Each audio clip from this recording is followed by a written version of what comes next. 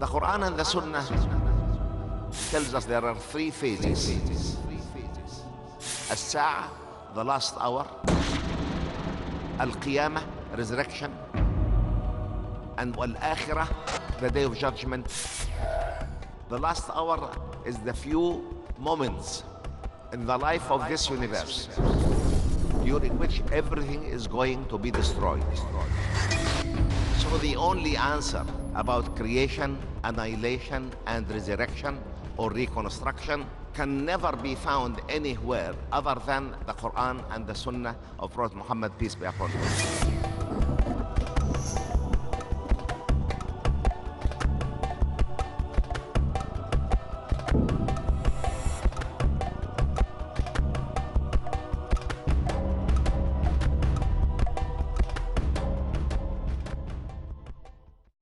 Assalamu alaikum wa rahmatullahi wa barakatuh. Bismillahi walhamdulillahi wassalatu wassalamu ala rasulillah wa ala alihi wa sahbihi ajma'een. So the speaker for the talk of the session today will be Dr. Zaghlul An-Najjar from Egypt. A quick profile of Dr. Zaghlul.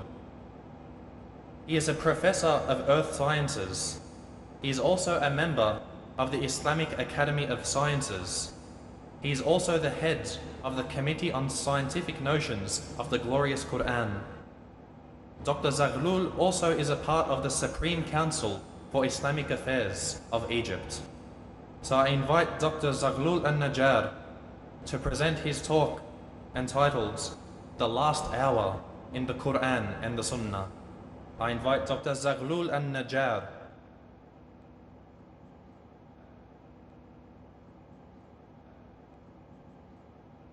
السلام عليكم ورحمة الله وبركاته.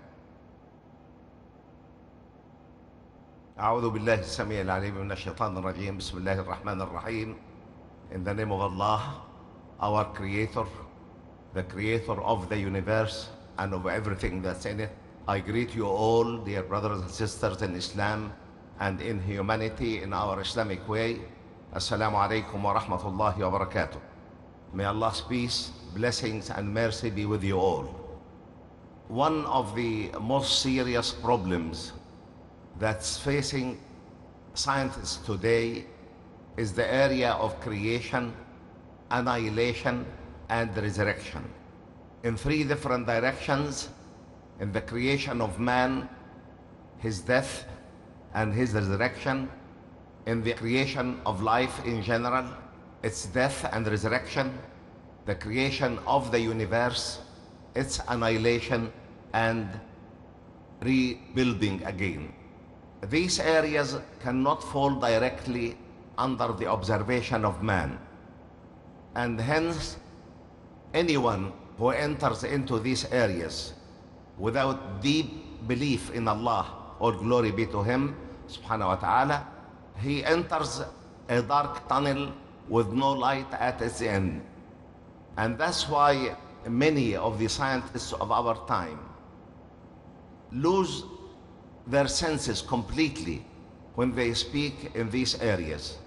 In Islam, we have the glorious Quran, the only form of divine guidance within the hands of man today, and the only form of divine guidance that has been kept intact within the hands of man for more than 14 centuries, preserved by the will of Allah, all glory be to him, in exactly the same language of revelation, the Arabic language, preserved word by word and letter to letter.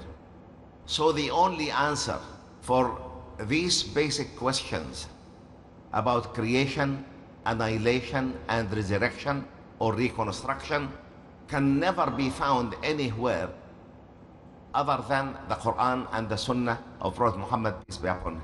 The Quran being the word of the Creator in its divine purity, we can see clearly that every letter, every word, every ayah, every surah is absolutely correct. I have chosen to talk to you this afternoon about the precision of the Quran in describing the process of annihilation of this universe. How the universe is going to be annihilated and how the Quran and the Sunnah describe this very serious issue which no man can address fully. First of all, I will sum up to you how the Quran describes the creation of the universe in 3 verses only. The Quran reads, Bismillah ar-Rahman ar-Rahim, وَالسَّمَاءَ بَنَيْنَاهَا بِأَيْدٍ وَإِنَّا لَمُوسِعُونَ. Verily, we have constructed the firmament with great might, and verily we will keep it expanding. Arabs at the time of the Prophet, peace be upon him, thought that this verse refers to the great vastness of the firmament, of the universe. But towards the beginning of the 20th century, with the development of telescopes, scientists start to observe that stars are actually drifting away from us. And they could not understand this. If the stars are drifting away from us, what's controlling that universe? Where is the role of gravity? The discussion took about 30 years until astronomers came to the understanding that what's drifting is the galaxies. The stars within each galaxy are strongly bound to each other, but galaxies are drifting away from each other at speeds that can approach 3/4 of the speed of light, 300,000 kilometers per second. And matter and energy are being created to infill this created space, this new space, from nowhere. We don't know where does this come from, as a testimony to the fact that Allah can create from nothingness and can annihilate to nothingness. In the first third of the 20th century, 1933-35, astronomers came to believe that one of the established facts of our universe is that it is a steadily expanding universe. For the Quran, a book revealed more than 14 centuries ago to an unlettered prophet, peace be upon him, in an unlettered society, it's really a miracle to spell that out more than 14 centuries ago. وَالسَّمَاءَ بَنَيْنَاهَا بِأَيْدٍ وَإِنَّا لَمُوسِعُونَ. The firmament we have definitely built with great might, and we will definitely be expanding it. Scientists came to understand that if we go back against time with this expansion, this vast, immense, orderly universe will collapse into a singularity that cannot be detected, at which all the laws of physics and quantum physics stop completely. And they call this the initial singularity.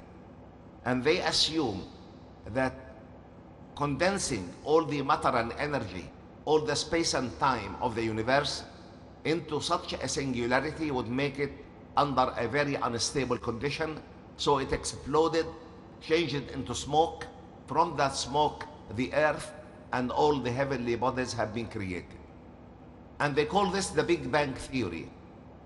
And we have very many theories to explain the process of the creation of the universe. But we tend to accept this theory more than any other theory because there is a substantiation for it in the glorious Quran. The glorious Quran reads, Bismillah ar-Rahman ar-Rahim, أَوَلَمْ يَرَ الَّذِينَ كَفَرُوا أَنَّ السَّمَاوَاتِ وَالْأَرْضَ كَانَتَا رَتْقًا فَفَتَقْنَاهُمَا وَجَعَلْنَا مِنَ الْمَاءِ كُلَّ شَيْءٍ حَيٍّ أَفَلَا يُؤْمِنُونَ. Having the unbelievers seen that both the firmament and the earth were a single entity, then we broke them asunder, and we have created out of water every living thing. Who would have known this more than 14 centuries ago, other than the Creator himself? The Big Bang Theory was introduced in the middle of the 20th century, 1955. Who would have told it to Prophet Muhammad, peace be upon him, more than 14 centuries ago, other than the Creator himself? All glory be to him. Then the Quran says, ثم استوى إلى السماء وهي دخان فقال لها وللأرض ائتيا طوعا أو كرها قالتا أتينا طائعين.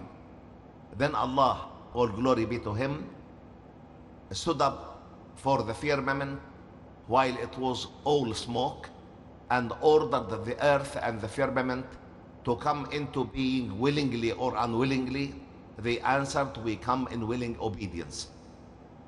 All astronomers used to talk about a cloud of dust.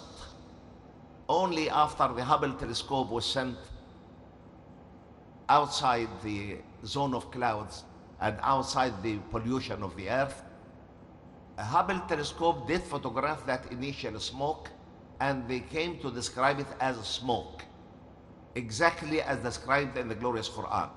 ثم استوى إلى السماء وهي دخان فقال لها وللأرض ائتيا طوعا أو كرها قالتا أتينا طائعين. Then in the same surah, the Quran speaks about how this universe, how this vast, immense, orderly universe is going to be destroyed.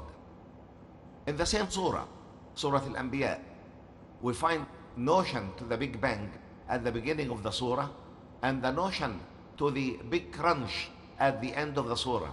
The Quran reads, يوم نطوي السماء كطي السجل للكتب كما بدأنا أول خلق نعيده وعدا علينا إنا كنا فاعلين. The day will come when we will fold the firmament in exactly the same way a book folds its writings. It's a print or a scroll folds writings in it. يوم نطوي السماء كطي السجل للكتب كما بدأنا أول خلق نعيده. We will repeat the creation in exactly the same way we started it. كما بدأنا أول خلق نعيده وعدا علينا إن كنا فاعلين. A promise upon us, and certainly we will make it fulfilled.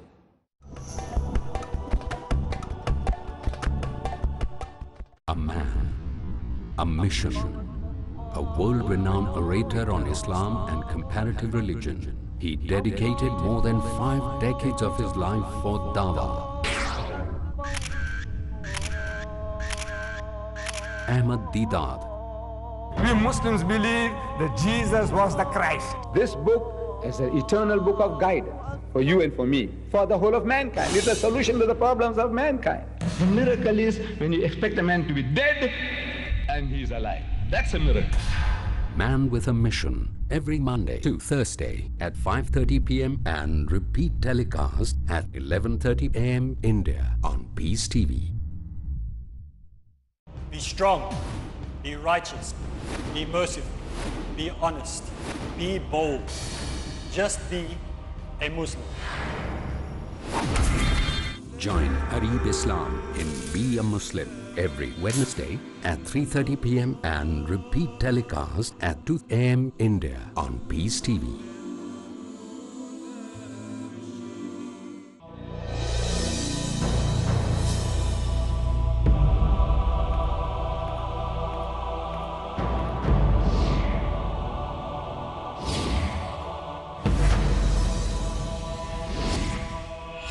Does Allah answer all of our prayers? Can dua change our destiny?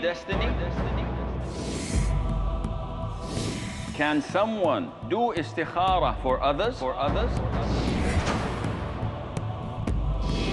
Are there times recommended for dua?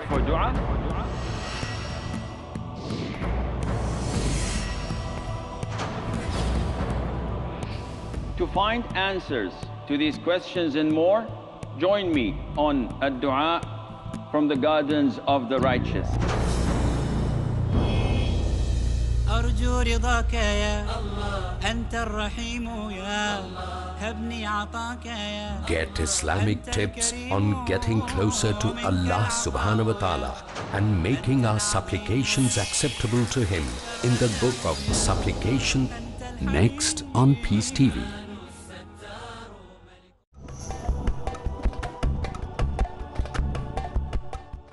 Surah Al-Anbiya, we find notion to the Big Bang at the beginning of the surah and the notion to the big crunch at the end of the surah. The Quran reads, يوم نطوي السماء كطي السجل للكتب كما بدأنا أول خلق نعيده وعدا علينا إنا كنا فاعلين. The day will come when we will fold the firmament. In exactly the same way, a book folds its writings. It's a print or a scroll folds writings in it. يوم نطوي السماء كطي السجل للكتب كما بدأنا أول خلق نعيده. We will repeat the creation in exactly the same way we started it.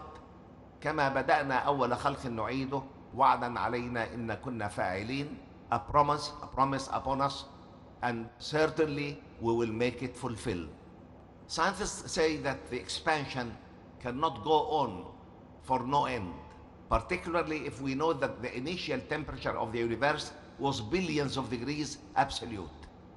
The current temperature of the universe is only 3 degrees absolute. If the temperature is decreasing, this means that the outward push is also decreasing. And time will come when the outward push will be far less than gravity. So gravity will push all the elements of the universe towards each other, and it will crash together into an initial entity exactly similar to the initial entity from which the universe was created. Even those who believe in the Big Crunch differ amidst themselves. They say, is it Big Bang followed by Big Crunch, Big Bang followed by Big Crunch, and so on? Because they don't believe in creation, they don't believe in a creator. So they disagree. And some of them say that this will be the end of it. Big Crunch, and we'll finish with it. It's only the Quran that tells us that after the Big Crunch, there will be another Big Bang, in which that initial entity will change into a cloud of smoke, exactly similar to the initial cloud of smoke from which the universe was created. And then Allah will order a new earth to come into being. And that's why the Quran reads, يَوْمَ تُبَدَّلُ الْأَرْضُ غَيْرَ الْأَرْضِ وَالسَّمَاوَاتُ وَبَرَزُوا لِلَّهِ الْوَاحِدِ الْقَهَّارِ. The day will come when this earth will be replaced by another earth, and people will be resurrected from their graves to face their Creator. So in 5 verses, in 5 ayahs, the glorious Quran describes one of the most difficult obstacles in front of science of today. In 3 ayahs, the Quran describes the initial creation of the universe, and recent scientific discoveries have come to prove that, or to substantiate that, or stand behind that. And in 2 verses, the Quran tells us how the universe is going to be destroyed and rebuilt or reconstructed, how people will be resurrected to face the day of judgment and go to Akhirah.